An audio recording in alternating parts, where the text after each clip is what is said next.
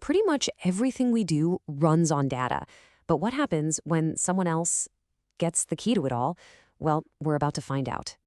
Yeah, that's the voice of a man, a managing director, whose entire company was brought to its knees practically overnight. Imagine that. No machines running, just complete silence. And in that silence, you realize it's not just your business on the line. It's the livelihood of every single person you employ. And it all happened because of a digital weapon known as ransomware. So what exactly is ransomware? Let's break it down. Think of it like this. It's basically digital kidnapping. Some criminals break into your network, they find all your most important files, and they lock them up with the super strong encryption. Then they leave you a note. And the message? It's chillingly simple. Pay us or you will never see your data again. All right, to really get a feel for how devastating this can be, we've got to go back to the day it all went down. We're going to look at the story of a company that got caught right in the crosshairs. And look, this wasn't some giant, faceless corporation. The company we're talking about is Bossard Farben. They're a family-owned paint company, started way back in 1947, right after the war. For more than 70 years, they've been a pillar of their community, and it's still run by the founder's grandson. This is a place with history, where everybody knows each other. And this is the number that really hits home. 200.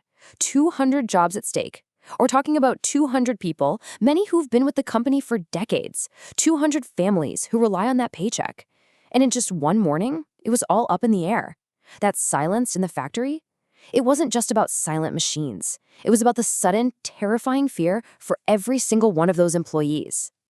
So the big question is, how? How does something like this even happen? Let's flip the script for a second. Let's stop looking at it from the victim's point of view and get inside the attacker's head. This is the hacker's playbook. Okay, so take a look at this. It's not just random chaos. These attacks are incredibly methodical. A cyber espionage expert, John DiMaggio, he breaks it down into 4 stages. First, they've got to get in, right? That's the initial infiltration. They might trick an employee with a phishing email or maybe find a weak spot in a system that's connected to the internet. Next, they escalate privileges. They sneak around the network, looking for the keys to the kingdom to get total control. But, and this is so important in modern attacks, before they drop the hammer, they steal sensitive data. They copy everything. And only then, finally, do they deploy the ransomware, locking everything down and leaving behind that ransom note. And that brings us to this idea of double extortion, which is a real game changer. See, in the old days, attackers would just encrypt your files. The threat was pretty straightforward. Pay us and you'll get your files back. Simple. But now, it's so much worse. Because they steal your data first. They have a second, much scarier threat. Now it's, pay us to get your files back and pay us so we don't leak all of your company's secrets, your customer lists, your financial records, your employees' personal info, all over the internet. It's like they've got you in a headlock from 2 sides at once. And you want to know how this massive, company-killing crisis started? It's almost unbelievable. The weak link for Bossard Farben, it wasn't some super sophisticated flaw in their main servers. Nope. The hackers got in through the little computer screens on the forklifts in the warehouse. Can you believe that? A single, weak password on a system that probably nobody thought twice about. And that was the unlocked door that let them bring a 70-year-old company to a dead stop. So with the whole company paralyzed and their most sensitive data stolen, this whole thing very quickly stopped being just a technical problem. It became a deeply personal, human, and financial crisis. And here's the weight of that double extortion threat I was talking about. 400 gigabytes. That's a ton of data. We're talking everything from company financials to private customer details, and it was all in the hands of these criminals. And they were threatening to publish every last byte of it if the company didn't pay up. And then came the demand. $250,000. Payable in Bitcoin, of course. For a family-owned business, that kind of number, it's just existential. It forces you into this impossible choice. Do you pay the criminals, basically funding their next attack on someone else? Or do you refuse and risk losing your company, your legacy, everything, forever? And this quote, this really gets to the human cost of it all. For the managing director, Philip Bossard, the pressure wasn't just about the money or the company's history. It was this crushing weight of responsibility for every single person who depended on him. That's a burden that goes way, way beyond any financial spreadsheet. We also have to talk about the huge personal toll this takes on the IT staff. These are the people on the front lines, and after an attack, they often carry this incredible burden of guilt. The team at Bossard Fairbairn, they were just beating themselves up. Management actually had to step in and reassure them, hey, mistakes happen. This isn't on you. Blame wasn't going to solve anything. So, in the days that followed, the company found itself in this desperate race against time. The mood was just swinging wildly between absolute despair and this tiny, tiny glimmer of hope.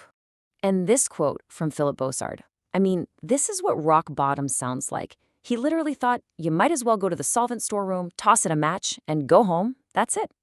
That feeling of complete and utter powerlessness, it's overwhelming. It's that moment where just giving up feels like the only sane option, when it feels like decades of hard work have just vanished. But even in the face of that absolute despair, something was happening. There was resistance.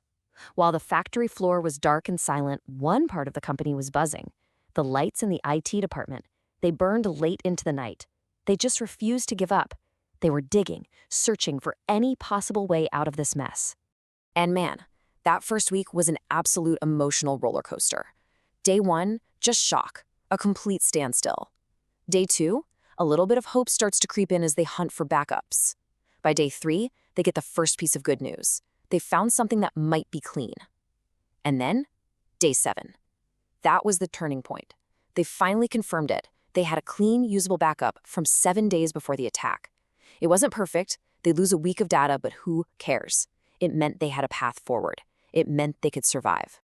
Okay, so Bossard Fairbairn's story it's pretty harrowing, but it also holds an incredibly important lesson for all of us about resilience and about making sure our own digital front door is locked up tight. So what was the one thing that saved them? It was an offline backup. And there's a really simple rule you can use to remember how to do this right. It's called the 3-2-1 rule. It goes like this. Keep 3 copies of your data, store those copies on 2 different kinds of media, and, this is the most important part, keep one of those copies completely offsite. This is what we call an air-gapped backup. Because it was physically disconnected from the network, the hackers couldn't get to it. They couldn't encrypt it. It was quite literally the company's lifeline. And when you boil it all down, this is really the key takeaway, summed up perfectly by John DiMaggio. He says, there's no shame in becoming a victim. Anyone can be hacked. And he's right. In a world where even the most protected companies get hit, the goal isn't to be impenetrable. That's impossible. The goal is to be resilient. It's not about preventing the attack. It's about having a solid plan for how you'll handle it when it inevitably happens. And that really is the question this whole story leaves us with, isn't it? It's not a matter of if attacks will happen anymore. It's a matter of when. The story of this family-owned paint company shows us that being resilient isn't just about firewalls and software. It's about preparation, it's about people, and it's about having a plan. So let me ask you, are you prepared?